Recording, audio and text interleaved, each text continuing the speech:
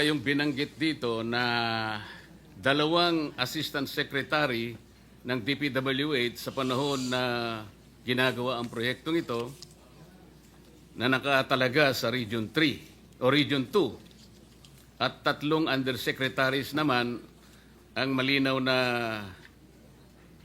meron ding control sa budget at supervision sa panahon na ito'y ginagawa. Tama po ba? Tama po kayo, Ginoong Pangulo. Para po malaman ng ating kapulungan, maaari po bang sabihin natin kung sino po itong mga taong tinutukoy po ninyo, Mr. President, Your Honor? Si Assistant Secretary for Regional Operations in Luzon, Loretta Malaluan. She succeeded Neri Bueno, now Asik Bueno, as Regional Office Region 2 Director. The time when the bridge project was already facing structural problems. Siya ang nagrekomenda noong January 2021 na pondohan ang retrofitting na nagkakalaga ng 233.5 million o yung pagsasagawa ng epoxy crack repairs.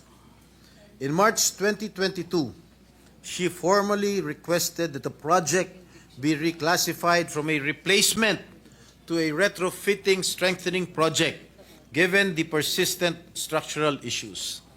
Pangalawa po, Ginoong Pangulo, Assistant Secretary for Regional Operations in Visayas and Mindanao, Neri D. Bueno. Siya po, as then Regional Office 2 Director, Engineer Bueno was involved in the implementation of Phase 1 and Phase 2 of this project. In 2018, then Project Engineer Felipe Lingan began reporting early signs of possible bridge failure. Noong pa lang 2018, nakitaan na nitong si Mr. Lingan na medyo malapit na magkolapso o may failure, early signs of bridge failure.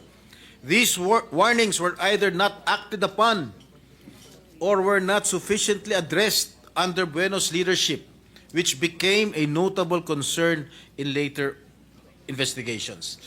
Ginoong Pangulo, yung tatlo pong nabanggit kong undersecretaries, napapangalanan ko rin ngayon. Ito po hanggang ngayon ay nanunungkulan pa rin bilang undersecretary ng DPWH. Unang-una, Undersecretary for Regional Operations in Luzon, Ginoong Eugenio Pipo Jr. Siya po ang nangasiwa ng construction ng tulay nang sinimula ng pagpapagawa nito noong 2014 bilang NOI Assistant Secretary for Operations. It was under his watch that the early stages of construction proceeded even when structural issues began to surface. And in June 2018, the DPWH engineers identified critical defects after the concrete slab was poured at span 8.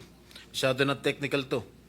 Among the most alarming were sheared bolts and shifting columns, clear indicators of serious design and construction flaws. Yet, despite these warnings, construction continued with no decisive intervention from Pipo's office. His failure to halt the project or escalate the issue for re-evaluation allowed the risks to persist unaddressed.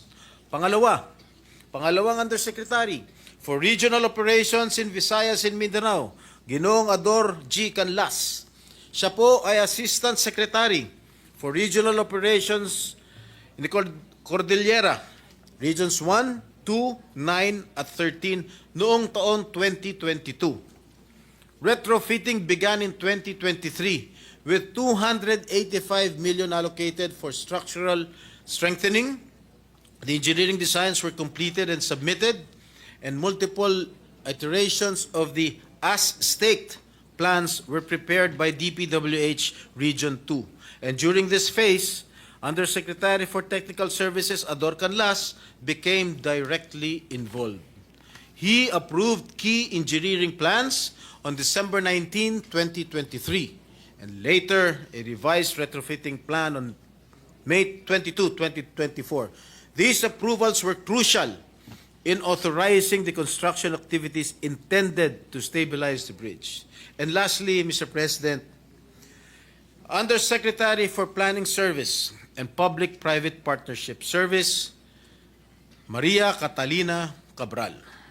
Ang kanyang opisina ang nag-aproba para pondohan ang isinagawang kontrobersyal na retrofitting ng tulay na dapat ang kontraktor ang gumastos dahil nasa ilalim ng warranty period. Dahil dito, gumastos pa ang ating gobyerno ng karagdagan na 400 million pesos. Ang halagang ito ay 50% ng original contract price ng tulay, Ginoong Pangulo. Yun lang po, Ginoong Pangulo.